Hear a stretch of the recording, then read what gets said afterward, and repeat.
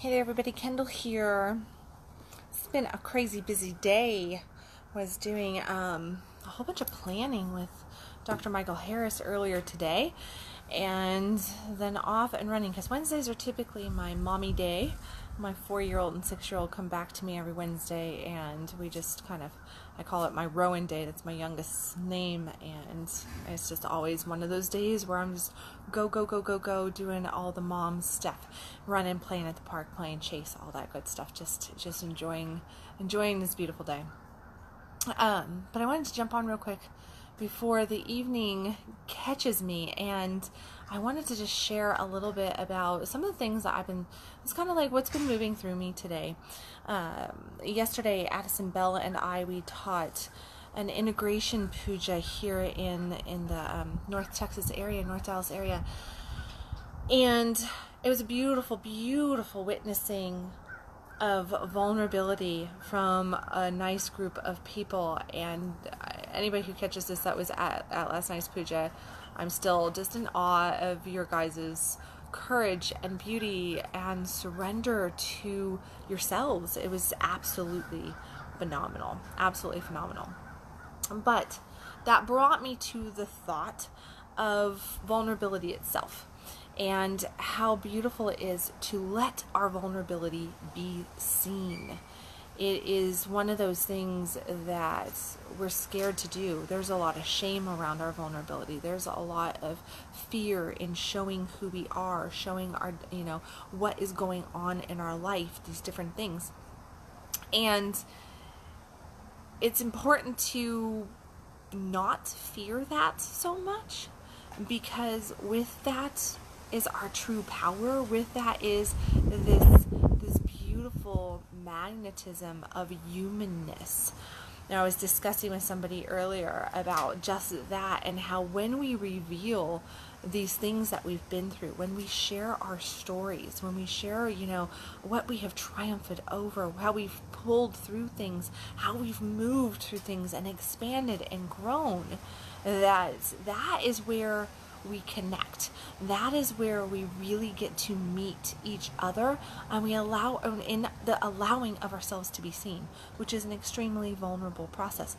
In relationship, over and over again, when I'm working with couples or I'm working with singles, but especially when I'm working with couples, what I see a lot of is the idea that we shouldn't let ourselves be seen, that it's not safe to be seen in different ways, and that it's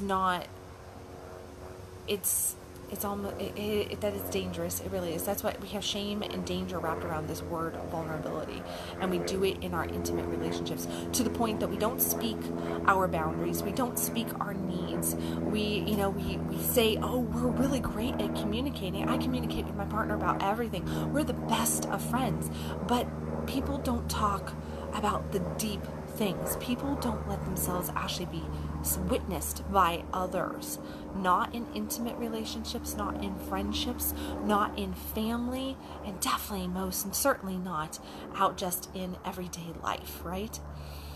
And we run around and we feel so empty. We feel disconnected. We, live in depression and anger and bitterness and this deep-rooted desire to what? To be seen, to be felt, to be heard. But we're scared to allow that to happen. And it is because we perceive that vulnerability, that seeing, that being heard, that being felt, when we experience emotion, great emotion especially, and we allow it to be witnessed by others, it comes across as though there's some sort of weakness in it. But I can tell you that every single time, as a coach, I witness people all the time. It is definitely the blessing of coaching my fellow humans out there in different ways, to just sit and witness them move through stuff, witness them experiencing their life in different ways, witness them really tapping into their truth, into their worthiness, into love, and seeing that all that garbage back there is back there.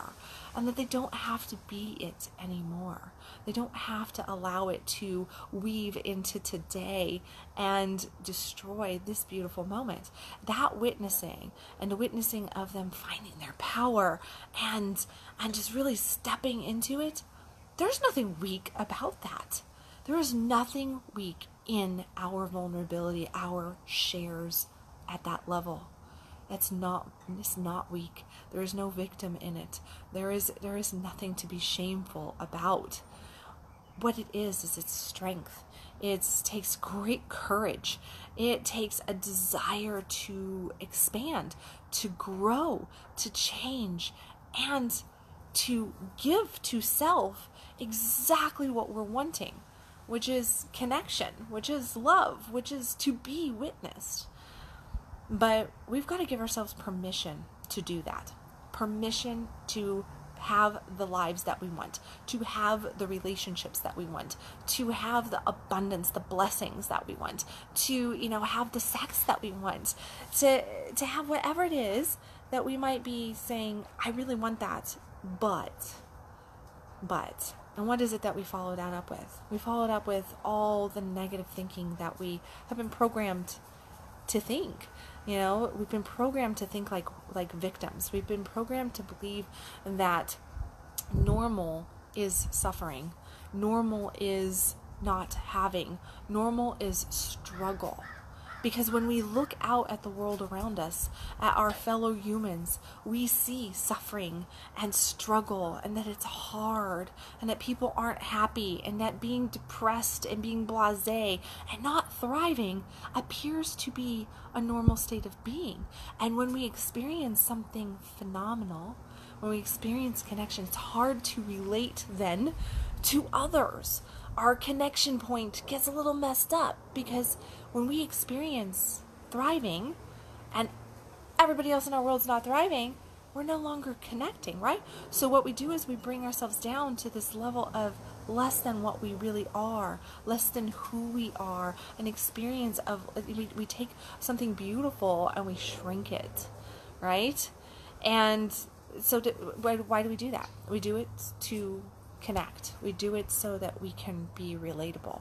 We do it so that we're not cast out from society, from our friends, from our family, from our partner, right? And there's almost like we have a shame around abundance. We have a shame around thriving. We have a shame around loving ourselves. It's like, what do you think? You think that you're all that? Love yourself much, Yes. Yes, you should love yourself. Yes, you should think of yourself like that. Yes, you should know that you're worthy. Yes, you should, be proud of thriving. When you are thriving, you should be like, fuck, yes, I am thriving. I am doing this. I am making it happen. Yes, I manifested this. I created it. I am worthy of it. Own your power. You've got to give yourself permission to do that. And it's very, very vulnerable to stand in your power and to say, fuck yes, this is the life I choose. This is the creation work that I'm doing. I am deserving of love. I am deserving of that relationship. I am deserving of this phenomenal career, this, vibrancy, this connection, this whatever it is that you're wanting. When you stand in that kind of power, you're going to feel vulnerable doing it, because you're going to express this self-respect, self-honor, understanding of worthiness, self-love. And you're going to appear just a tad bit selfish, just a tad bit. But you know what? You'll also be extremely happy and fulfilled and connected and magnetic, and blessings are just going to kind of roll to you. They're going to just roll to you. So,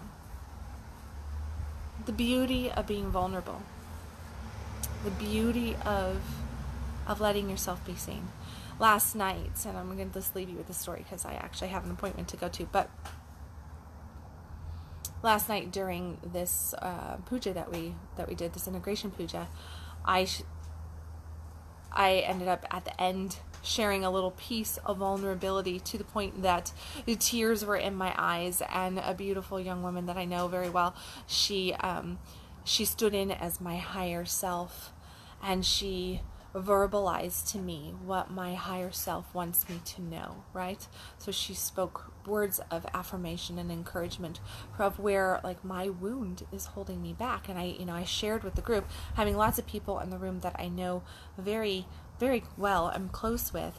I shared, like my childhood stuff, my childhood crap, and then where my wounding is, the things that kind of can hold me back, that get me stuck sometimes, because we all have that. No matter what our careers are, no matter how much we understand things, we all have these wounds that will sometimes catch us and make us tumble or get us stuck in our own crap, that we cycle through a little bit.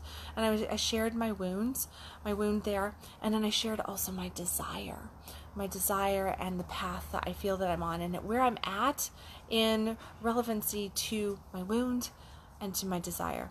And I'm not where I want to be. I'm not, it is a journey, and I have my dreams and my goals. I have for my family, for my health, for my finances, for my love life, for all this different stuff. I can see it, and I can taste it, and I know I'm right there, right? Well, what do I need? I need to be able to step more into me. I need to be able to be a little bit even more in my power. And last night's exercise, as I stood there and had this young woman that I adore dearly, speaking these words of affirmation coming from what my higher self would be saying, or what God would want you to know. It was moving, deeply, deeply moving to hear that, and to hear the different commentary, coming in that was also going on at that point, and just the realization of, it's powerful to allow yourself, because I always find myself in that leadership role of being the coach, of being the mentor, of being the one that's supposed to know what direction to go. And even though I often do know what direction to go, I still get stuck in my own crap sometimes, right? I'm human. I get stuck in my own crap, especially for my stuff, So it's like, there I am standing there, letting myself, my stuckness, my weaknesses, the things that could be perceived as not perfect, not great or glorious, as true weakness. Not that they're sticking point weakness, but that it is like a weak spot. And I'm letting it all be seen. My revelation in that is the power that comes from that. That's, it's a lot easier to relate and to connect, and to know that we can make it through when somebody else is ahead of us, and that we might look to. And I know that with my mentors through all of time, the mentors that I have always chosen are the ones that are willing to get in there and hustle their asses off and do the work and be seen and speak their truth and fall down and admit to their failures and rise and rise and rise, because they're truly human. And I know that I'm human, so I want to follow somebody that's human and doing it the way I want to do it, which is authentically, in integrity, in love, in compassion, and with a little bit of grace. Just a little bit of grace. So yeah, that's what vulnerability can give you. That's the power of it. And deeper connection, deeper love, deeper relationship, something that's not just the surface level crap that we typically get in the world, but something that is so much more, can be received when we are willing to let ourselves be witnessed. So I encourage you today to ask yourself this evening, or whatever time of day it is, wherever you're at, I ask you to ask yourself today, where can I allow myself to be seen just a little bit more? Just a little bit more. Where can I lean into that vulnerability and just feel being held? being held emotionally, being held mentally, being held, even physically. But to just let myself be held and to be seen. Where can you do that? Ask yourself that. And then, of course, do it. Just do it. Do it. And receive. Open up to that kind of connection. Open up to the intimacy, the depth of that beautiful, beautiful vulnerability. Okay, guys, I love you. I'm off to go and do a whole bunch of stuff with my evening. You will see, anybody who is local to the Dallas-Fort Worth area, you will be seeing a whole bunch of local workshops coming out. Anybody who's not in the Dallas-Fort Worth area, know that I actually have a couple little plans that I haven't really even announced to anybody. So look for some online classes coming out that will be available here on Facebook for all of my peeps on here. I've got some beautiful, beautiful fall programs that will be coming out and exciting work. And of course, if I've said anything in here that touched your heart or soul, made you think of somebody, made you just go, hey, that message needs to get out there. Yeah, vulnerability needs to be heard. Then please, please hit the share button to this. Help me get these conscious coffee messages out there, and know that if you are looking for a coach anywhere in this world, that I most likely can help you, because I coach people all over the place. Okay, guys, I love you, and I will catch you tomorrow with another conscious coffee. Bye, everybody.